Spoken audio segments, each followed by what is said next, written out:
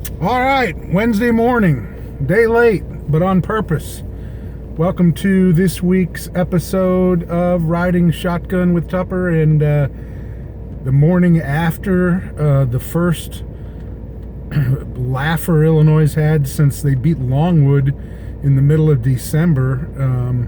Last night they beat Rutgers 91-60, and a couple things I loved about the game last night.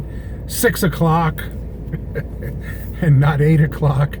Man, everybody on Press Road talking about that. Other people too, fans appreciated that. That was great. And then that's their second victory in a row.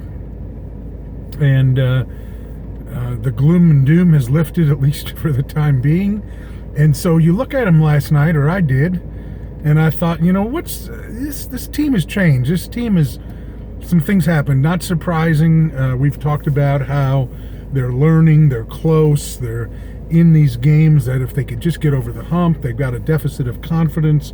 Could that begin to turn? Trent Frazier is morphing into a more experienced looking, really dynamic player. They've made another lineup change last night. And so I was thinking about maybe 5 things that have changed. That got them to where they are last night. And admittedly, last night, Rutgers played a poor game. Rutgers, you don't know what you're going to get with Rutgers. They beat Wisconsin, they beat Iowa, they took Michigan State to overtime in East Lansing, so that they do some things well on some nights. What they don't do well is they don't shoot the ball well. Man, that's a bad offensive team. But they defend and they rebound, and last night, none of that really mattered. So what's changed for Illinois? Number one, their defense continues to lock in, at least in terms of forcing turnovers. 25 last night, 68 turnovers forced in the last 3 games, and when they play like that, they're hard to play against. Number 2, Kipper Nichols got his first start of the season last night.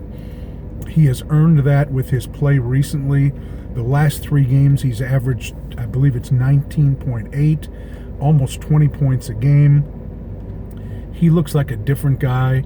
I think, I'll talk about that when they had that closed-door team meeting, players-only meeting in a little bit, but he seems to have found something within himself. Brad is really rough on him. He says because he knows how good Kipper can be, and he owes that to Kipper. And I think Kipper may have resisted that at one point, but now has accepted, if I allow myself to be coached, and you hear coaches say that sometimes, if I allow myself to be coached, I can be way better than maybe I even thought I could be. And right now, he is accepting that. He's doing more of the little things. Brad made a point last night that he took a charge. Maybe that seems like a little thing, but that's helpful in a game. Actually, they took a few charges last night. So Kipper has come on and has joined the starting lineup. Last night they made shots. You know what? And when this team makes shots, they're really hard to beat because their defense is going to force turnovers if they're converting on the other end. And one of the things Rutgers does really well is they defend the 3-point line. Not last night. Illinois shot the ball well from out there. And then last night you had Mark Allstork and Michael Finke also in double figures, 5 guys in double figures, everyone in the starting lineup. And then as an offshoot of that players-only meeting, they're becoming more together. John Gross used to like the word connectiveness, and we're more connected, and that's kind of an appropriate word for what I see right now.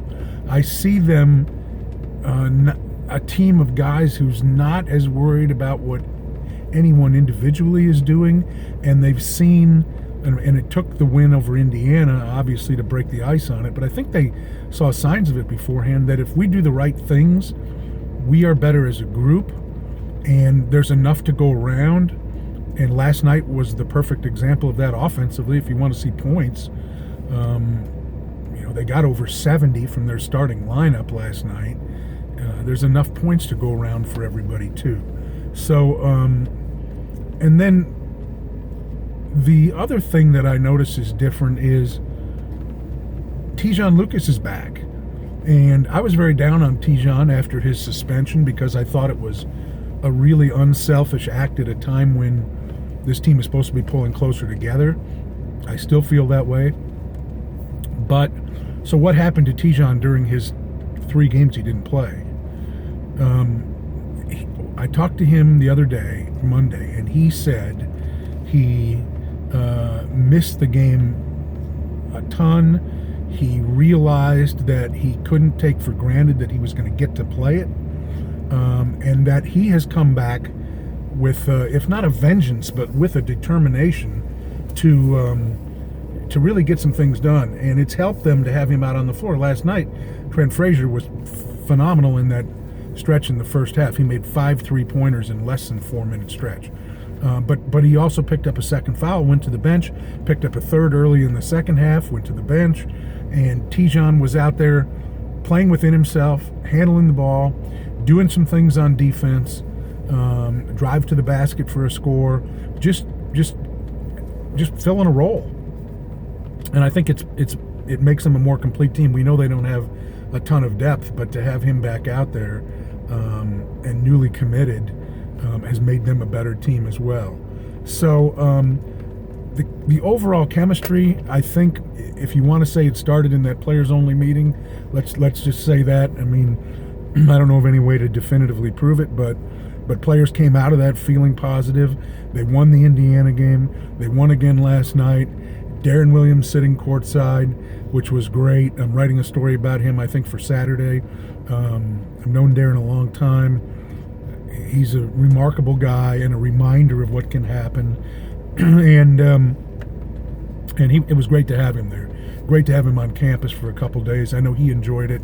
He got a wonderful standing ovation, prolonged one last night from the crowd, and he had to feel the love from that. And people never forget what he and that team did, of course. And those guys playing right now look at it and heard from him and looked at him, and he's everything they want to be. They want to have a chance to play in the NBA. Maybe some of them will. They would love to have a chance to win a gold medal. I don't know whether that'll happen, but he did it. They would love to have a chance to be an NBA All-Star, and he was.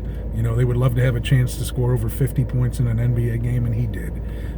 They would love to have a chance to come back to the University of Illinois and stand on the State Farm Center floor and have everyone rise to their feet and applaud and really mean it. And Deron experienced that last night. So what's next? Well, what's next is they play Ohio State this Sunday, Super Bowl Sunday, 11 in the morning Central Time in Columbus. Don't be discouraged by whatever happens in that game if they don't win. Ohio State is probably the surprise team in the Big Ten this season. They're 10-1 in league play. Keita Bates Diop is right now probably the favorite to win the MVP of the Big Ten right now. They've been great. But you know what? I'm not writing that game off. Go in there and play with surprising results and see what can be done with it. The next 4 games after that are, at least on paper, all winnable. It's possible that they could get a little something going. You know, their NCAA tournament hopes, are probably gone now with all those close losses. And, if they had converted a couple of those, maybe you could see. I mean, you always have the opportunity to win the Big Ten tournament, and wouldn't that be something? But, it's not so much about that right now. It's about continuing to play better and showing that you've made improvements and seeing what can become of this new lineup that gives them another offensive element that they didn't have before, with Kipper in there, and stay healthy and see where they can go with it. And then out on the recruiting front, keep working that. I know Brad went out to California last week and a quick turnaround there, but they're hitting guys pretty hard, and we all want to see some news there. So I don't know. It was last night was just fun because we haven't had many games that were fun. They're all tense. They're all late. They're all many of them include some late moment disappointment to try to chronicle. And last night to have a laugh and to have it be a 6 o'clock game was very enjoyable.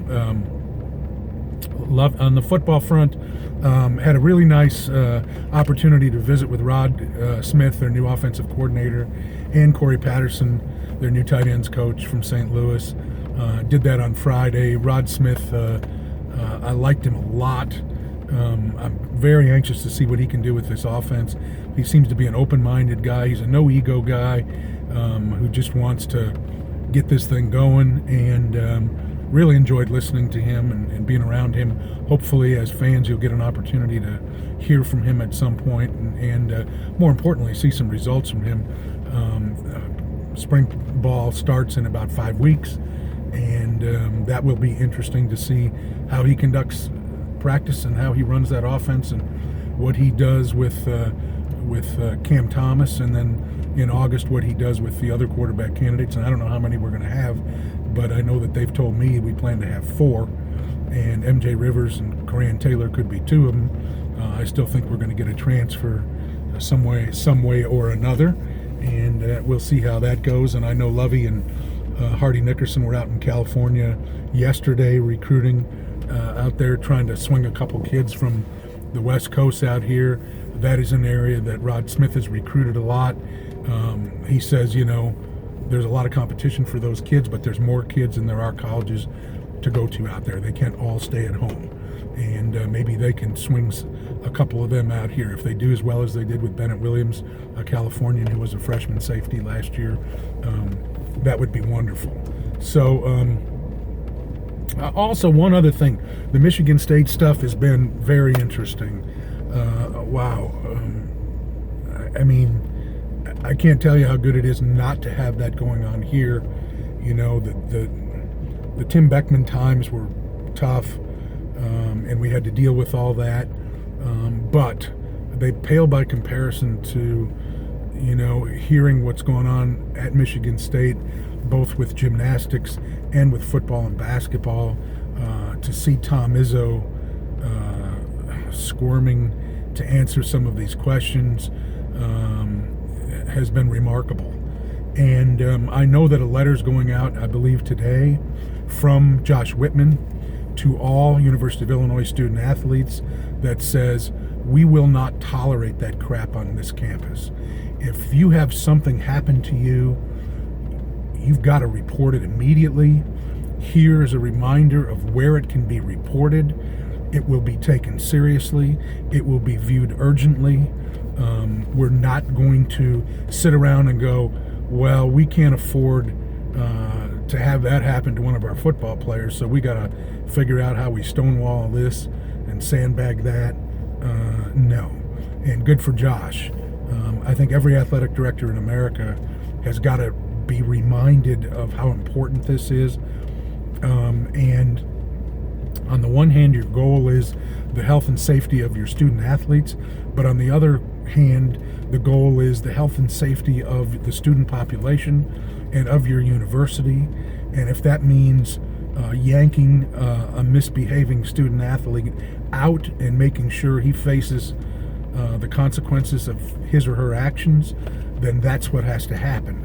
And the athletic department has to be seen as someone who helped make that happen, not as someone who helped hide it. And it's more of, at least this is my experience, it's more of a concern on a campus where you have kingmakers of your major programs, as was the case with Joe Paterno at Penn State, where people didn't want to question how he may have handled things, as is the case on some of the Big Ten campuses, where the success of their sports teams are not only huge for the way of life around their athletic department, but the way of life in their communities. If you think the success of Ohio State football isn't an economic engine that drives the Columbus economy, then you just haven't been there to see it.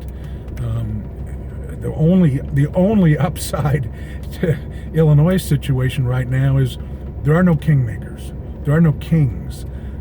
There's no economic engine that makes you think twice about damaging the brand. Screw the brand. The brand is better protected when you bring these rule breakers to justice, not by trying to hide them. And if we haven't learned that lesson by now, shame on all of us. I'm glad to hear Josh is trying to be proactive on that and stay in front of it, as he should. And if you know Josh, you know that you wouldn't expect anything less from him. So anyhow, that's what's going on. Appreciate you riding along today. And it's the last day of January, and riding through the fields there, I was just thinking, it won't be that long before, well, it'll be a little bit, but before long we'll get out here to see our farmer turning these fields and getting some corn planted, and then soybeans after that, and that's great. I can't wait for spring to get here. Thanks everybody. Have an enjoyable Super Bowl Sunday. Illini, Ohio State at 11 Central, and then the game later that afternoon. That should make for a full day for everybody, and we'll talk to you next week. I think we'll be back on a Tuesday schedule next week. So long.